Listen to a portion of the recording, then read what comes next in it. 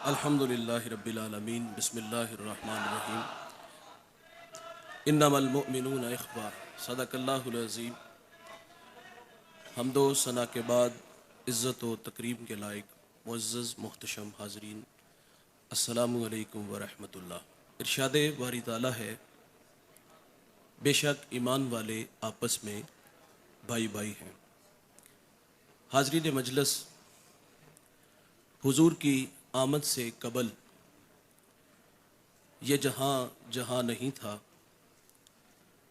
پورا جزیرہ عرب ضلالت و گمراہی میں ڈوبا ہوا تھا۔ زیست یخبستہ تھی تاریک نہا خانوں میں، ایک کرن پھوٹی اجالا ہوا ایوانوں میں۔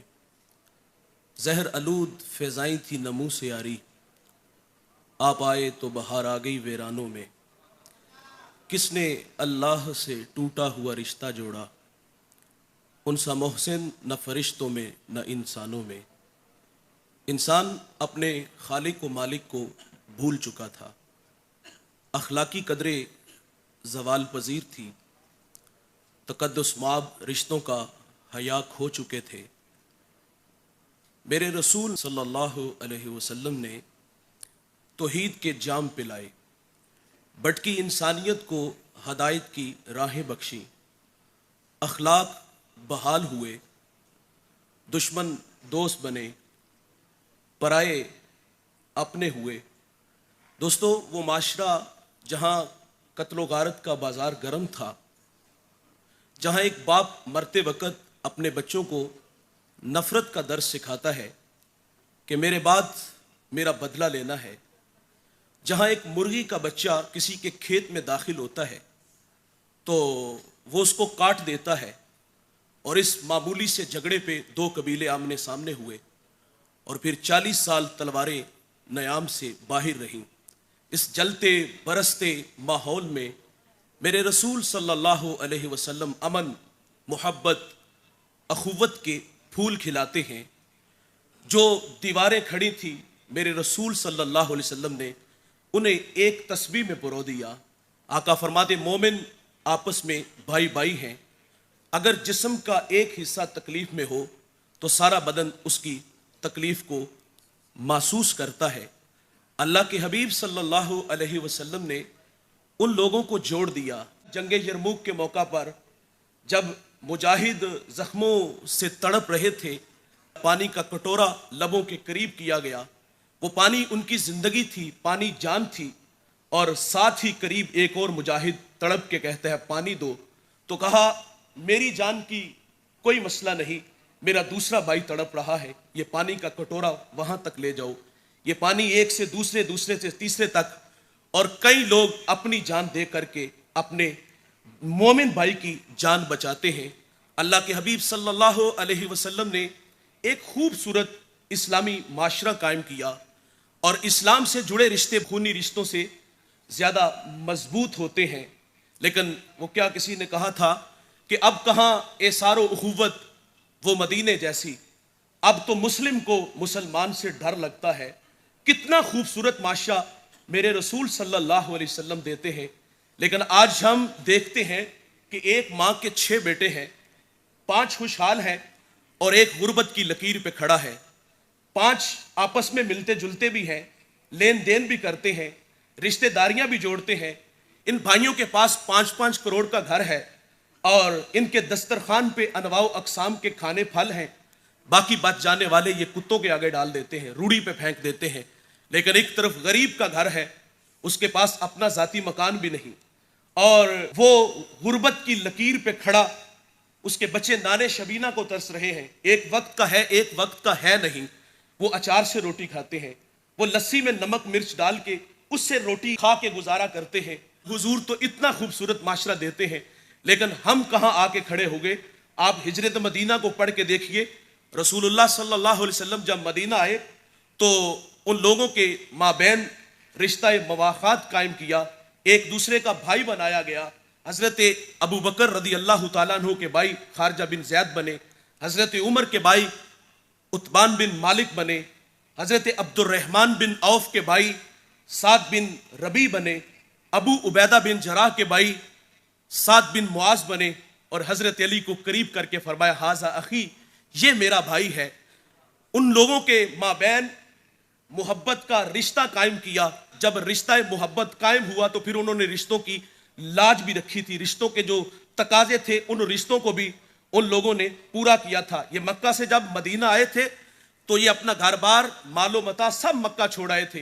ये सिर्फ अपने तन पे एक लिबास के मालिक थे, लेकिन अंसार ने कुर्बानी क्या दी। उनके पास 2 घर हैं तो एक घर अपने महाजर भाई को दिया, उनके पास 10 बकरियां हैं तो आधी बकरियां अपने दूसरे भाई को दे देते हैं, और उनके पास बागात थी, उनके पास जमीनें थी, उसमें हिस्सेदार बनाया। हजरत जाबिर रदी अल्लाह ताला अन्हु फरमाते हैं कि जब फल पक जाता तो ये 2 ढेर लगा देते, और हिकमत से जो बड़ा ढेर होता जिसमें खजूरें ज्यादा होती वो अपने महाजर भाई को दे देते थे। कितना खूबसूरत माशरा मेरे रसूल पेश करते हैं। लेकिन आज क्या है कि आज मुस्लिम को मुसलमान से डर लगता है। आज भाई भाई की शरारतों से महफूज नहीं। आज एक भाई गुर्बत की लकीर पे और दूसरा खुशहाल जिंदगी गुजारता है। माजरत से कहूंगा इस दौर का अलमिया है कि हम लोग सिर्फ अपने लिए जीते हैं। औरों के लिए जीना शुरू करो, जिंदगी में इनकलाब आ जाएगा। औरों के लिए जो रखते हैं प्यार के जज्बात वो लोग टूट कर भी बिखरा नहीं करते। और पैदा किया इंसान को दर्द दिल के वास्ते, वरना ताअत के लिए कुछ कम न थे करो बयां। वरना दोस्तों अल्लाह के फरिश्ते को थोड़े नहीं थे उसकी इबादत के लिए। अल्लाह ने इंसान को इंसान के लिए बनाया है। मेरे रसूल फरमाते जिस शख्स के दिल में मेरी उम्मत का दर्द नहीं, फरमाया वो मेरी उम्मत से नहीं। रसूलुल्लाह सल्लल्लाहु अलैहि वसल्लम फरमाते अल्लाह के नजदीक वो ज्यादा है जो उसकी मखलूक को नफा दे। और फरमाया जिसने किसी की मुश्किल आसान की, फरमाया गोया उसने सारी रात अल्लाह की इबादत में गुजार दी। हजरत ईसा अलैहिस्सलाम एक शख्स से पूछते हैं कि तुम्हारा पेशा क्या है, तो उसने कहा मेरा पेशा ज़ुहद व इबादत। कहा तेरी जरूरियात कौन पूरी करता है, तो उसने कहा मेरा भाई। तो कहा वो तुझसे बड़ा आबिद है। जो खैर बांटते हैं, जो आसानियां बांटते हैं, वो लोग बड़े होते हैं। बांटने वाला मिजाज रखो। और यहां मैं थोड़ी सी तवज्जो चाहूंगा। कुछ लोग बांटने का मिजाज तो रखते हैं लेकिन शायद इस तरफ तवज्जो नहीं गई कि हमारे देने के मिजाज थे, लेने वाले की इज्जत नफ्स पे हमला तो नहीं हो रहा। इस अंदाज से दीजिएगा कि लेने वाला अपनी इज्जत नफ्स पे वो हमला महसूस ना करे। इस पे एक मैं मिसाल अर्ज करूंगा। मेरे रसूल सल्लल्लाहु अलैहि वसल्लम ने, देखिए एलानिया भी जायज है। एलानिया उस वक्त जायज होता है जब तरगीब दिलाना मकसूद हो। जब तरगीब दिलाना मकसूद ना हो तो फिर खुफिया ज्यादा बेहतर है। फरमाया दाएं से दो, बाएं को खबर ना हो। अल्लाह के हबीब सल्लल्लाहु अलैहि वसल्लम ने ग़ज़वे तबूक के मौका पर फंड का ऐलान किया। हर एक ने अपनी अपनी इस्तेताअत के मुताबिक दिया, लेकिन अबू बकर टाट का खिरका पहन के आते हैं, कांटों के तकमे लगा लेते हैं। ये देने का मिजाज है। जब एलानिया हुआ तो तन के कपड़े भी ले आते हैं और दीवार के साथ हाथ मार के देखते हैं कि कहीं सुई भी तो नहीं घर में रही। जहां तरगीब थी वहां घर बार का माल ले आए, लेकिन जहां इज्जत नफ्स का मामला था वहां एक बेवा के घर की ड्यूटी अपने कंधों पे लेते हैं। उसके घर के बर्तन धोते हैं, मशकीज़े भरते हैं, सफाई करके आते हैं और अपने पाँव में जूता भी नहीं पहनते, इसलिए कि कहीं किसी की नींद में खलल ना पड़े। ये वक्त लोगों के आराम का है। देने का मिजाज अगर खुफिया हो तो ये खूबसूरत है, तरगीब दिलाना हो तो मिजाज और होना चाहिए।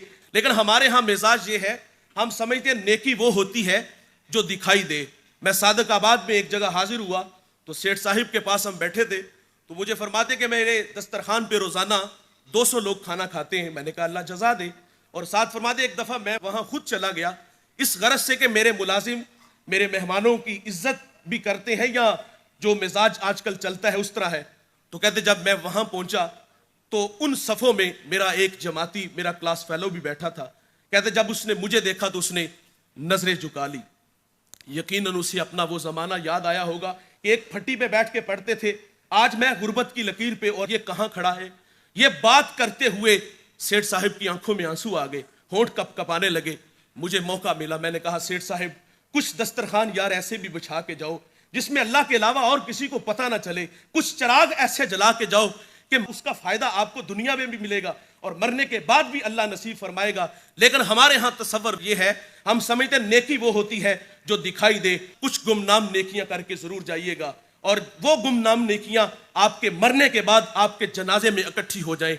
यकीन जानो अगर इस तरह की 150 नेकियां हमारे पास हो कि मरने के बाद जनाजे में शोर मच जाए, कोई कहे ये मुझे खाना देता था, कोई कहे कि ये मेरे बच्चों को कपड़े देता था, कोई कहे कि ये मेरे घर में राशन बेचता था, तो लोग हैरान हो जाएं कि हमने तो फेसबुक पे इसका कोई इश्तिहार नहीं देखा, हमने तो कहीं नहीं देखा ये लोगों को आटा दे रहा था, हमने तो कहीं नहीं देखा ये किसी को पैसे बांट रहा था। ये कितना खूबसूरत शख्स जो मरने के बाद आज गवाही दे के जाने वाला कोई आम नहीं था, बल्कि अल्लाह का मुकर्रब बंदा, अल्लाह का बरगजीदा बंदा था। अल्लाह बांटने की तौफीक दे और इस अंदाज से कि देने से दूसरों की इज्जत नफ्स पे हमला ना हो। वाखिर दावा।